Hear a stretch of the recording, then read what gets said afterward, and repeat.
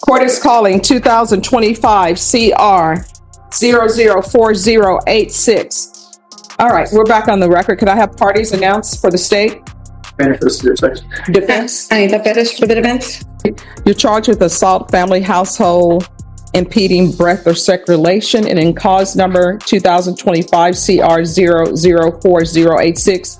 You're charged with violation of bond or protective order 2 times or more within 12 months as a felony charges are on the table. As the courtroom doors open, you can feel the tension in the air. A man is facing serious accusations: assault, choking, breaking his bond, and claiming he didn't understand what no contact really meant. And his defense? Please don't send me to jail. I didn't realize I'd actually face consequences. Nice try. This is more than just a court case. It's a turning point. The outcome could change lives, and things are about to get intense. Felony. Range of punishment in each of those cause numbers is anywhere from 2 to 10 years in prison and up to $10,000 fine. Plead guilty, not guilty, or no contest? No contest. All right. So in the cause number, and maybe I don't see it, in cause number 86, I don't see the other dates. But those dates are thrown to the shop. I just because I put in situations where those were days that the defendant called the victim from jail. So those will be reported to jail. All right. So And we've been provided for those, Judge. I'm sorry? We've been provided those. Well, are you stipulating that, because he pled no contest, is there a stipulation that he made phone calls to the complainant from the jail on December 6, 2024 and December 11, 2024? So as far as that, Judge, we're pleading no contest. My client has no... Here we go. Now the defense attorney thinks it's a smart move to skip the pre-sentence investigation, or PSI. Because, hey, who needs a full look at someone's past when we're dealing with assault and domestic violence, right? We're just supposed to take his word that has changed. That his grown-up, meanwhile, has been calling the victim from jail. Not exactly the behavior of someone who's turning over a new leaf, but sure, let's ignore the red flags and hope for the best. If that's not a setup for disaster, what is? MIC drop. The real question is, how much responsibility is this guy actually willing to take? Or is this just another way to dodge it? He is not native to Texas. He's from Indianapolis, Indiana. I'm sorry? Chicago, Illinois. I apologize, but he, as mentioned before, he's 27 years old. The victim and him are obviously very familiar. They've been together since they were children. So I think since they were like 16 years old. Is that right? 16? 15. Since they were 15. Does he want to testify? No, Judge. Let me just finish. I'm so sorry. All right. So you can't get information from him, then turn back to the court to give whatever information he's given you if he's not going to testify. Okay. I'll just proceed. All right. I'm sorry, Judge. No problem. And they do have 3 children together. And obviously they've had a myriad of things happen, I guess, in their lives, and they have both matured and progressed. And my client wishes to accept responsibility. He understands that the only way he's going to see his children, because that was another thing that we talked about, was that there will be a no contact order. That is something that obviously he's being... Oh, and now we're hearing the sympathy pitch. The defense paints him as just a guy who's spent 3 months in jail. Like that alone should make us feel sorry for him. Sure, his lost weight, 110 pounds, supposedly. But how does that excuse putting his hands around the neck of the mother of his 3 children? And now, suddenly, he wants to turn things around.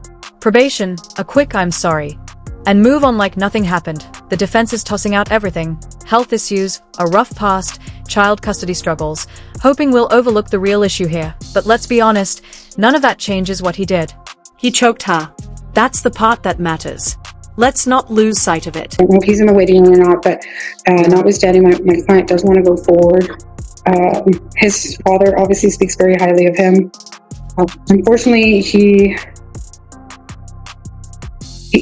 did get arrested in February 27th, which is when he got booked for the last time. So he's been obviously in custody for almost going 3 months now. He's got health issues at the jail, Your Honor. He's got psoriasis. He lost about 110 pounds in those 3 months. So he's had some kind of health limitations. And so a lot of that is going into why we have this agreement. Obviously, I've explained to him multiple times, that we could ask for a jury trial from the court. But, given the history with these people, that obviously he wants to accept responsibility, and he's wanting to do that today, Judge. With respect... Hold on. A military recruiter is now part of the story? We're supposed to believe that wanting to join the army proves this man has turned his life around. Let's be real. This isn't just someone trying to do better. This is a man with a history of domestic violence now trying to paint himself as a patriot, all while dodging serious consequences. And let's not forget, he's strongly against having a no-contact order with his kids. He wants us to think it's about family values, when the record shows he choked their mother. The court seems willing to buy into this whole new Leaf storyline. But we can't just overlook the long list of red flags in his past. Actions speak louder than intentions. Peter wouldn't really talk to me too much with respects to the protective order, Ms. Colon, but she did confirm that it was non-suited due to her leaving the state. So the victim... Due to what? The witness leaving the state. Okay. So as we stand here today, we have, obviously my client hasn't had any contact with her since then. And then, but she has been in contact with the state, which obviously, we know that is for a fact, but obviously he's very concerned for his children. He wants to know their whereabouts. And he did meet with a recruiter, and I did speak to him on the phone. He would not come in for the PSI. His name is, Eggerson is his last name, Sergeant Eggerson, and I did call the number. Unfortunately, Mr. Ross was in the process of being recruited to the Army. And so obviously he understands that accepting responsibility for this charge, and should the court grant him deferred, he will not be able to possess a weapon while he's on deferred. But the hope, I guess, is that once he's completed the deferred, is that he'll be able to enlist at that time. So our agreement right now is 4 years. Now the court can give him probation, the court can sentence him, or the court can give him deferred, which I believe he's legally entitled to because he has no convictions. What do you mean he's entitled to deferred adjudication? Okay. Legally. Well, I would ask the court to take that into consideration, that he has no legal convictions under any other ordinary circumstances. He has no prior offenses. Okay, but convictions. And so, but if you're saying he's a first-time offender, all right. But if you're saying he's legally entitled to deferred adjudication on this case, I have no statute. All right. If the court, I have no statute. But I'm just saying, as a matter of principle, as a matter of mercy on my client, the court. I should hope. And now, the big finish. The defense is pulling the no prior convictions card, like that's some kind of free pass. But let's be clear, that doesn't erase what he's done. Choking someone and repeatedly violating protective orders isn't something you just brush off. Still, they are trying to paint him as a misunderstood man who just wants to be a dad and move forward. But probation? He's not a fit for that. Not with this track record, thankfully. The judge isn't buying the act. And that's the right call. Because this man clearly doesn't grasp the seriousness of what he's done. Yet here we are, watching them try to spin it into some kind of redemption story. Time for a reality check. No matter how they frame it, he's a danger. And his plea for mercy? It's falling flat. Because, again, he's also been in contact with being recruited, that he would be granted deferred adjudication. And, he wants to move on with his life. He wants to start probation. He understands that should the court grant him probation, he'll have to be here for 45 days, right? You understand? You understand that? And that if he wants his probation to be transferred to Indiana, it'll have to be transferred within that time frame. All right. So what I can and tell he'll you, have to accept the he's not a good candidate for probation. He's not? No, he's not. And let me just tell you why. Based upon everything that I've seen, there was a protective order in place, and you were calling the complainant from the Bexar County Jail. I mean, does he not understand what no contact means? No contact means no contact. And then we have this charge where you're choking her. So he's not a good candidate for probation. I'm not giving him probation. In each cause number, I'm finding him guilty. I'm going to sentence him to 4 years in the prison, give him credit for any time served. There's a $1,500 fine, time and money to run concurrent. The cases are to run concurrently. There's to be no contact with the complainant and no contact with minors. And cause number ending in cause number 2025 CR 003. So, what's the real takeaway here? The defendant's plea for sympathy sounds like something out of a bad movie.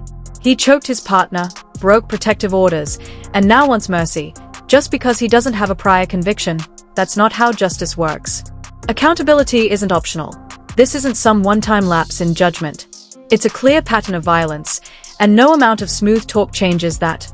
The judge saw right through the defense's last-ditch effort to paint him as a reformed man. And that's a powerful reminder. Justice might be fair, but it's not foolish. 3. There's an affirmative finding of family violence. Did you review the document entitled Trial Court Certification of Defendant's Rights to Appeal in Each Cause Number? With your attorney, did you understand it? Because this is a plea bargain agreement, because I followed your plea bargain agreement, and because you waived your right to appeal, you do not have the court's permission to appeal. Because one of these cases carries an affirmative finding of family violence, and also because it's a felony conviction, you're not allowed to own or possess any weapons or ammunition. If you have a question over what a weapon or ammunition is, you'll need to speak to an attorney. Sorry, may I speak to my bad? Your attorney said that she did not want you to speak. The court has passed sentence. I didn't know that I couldn't. I thought I had the whole time to testify. I thought she would. I asked you if you were so, jury trial. they're going to take you back. If Can I there's something please- else you all want to discuss, if you want to file a motion, you can file a motion and the court will hear that motion. On my behalf. Can I please speak on I don't know what you- I just want to testify. I didn't. Patrick Washington. And there it is. 4 years in prison, no contact with the victim, and a tough reminder that not every tearful story ends the way someone hopes. The defendant tried everything: excuses, sympathy plays, even weight loss. But justice isn't about appearances. It's about accountability. So, what's the real takeaway? Redemption is for those who own up to their actions, not those who just know how to say the right words. MIC drop.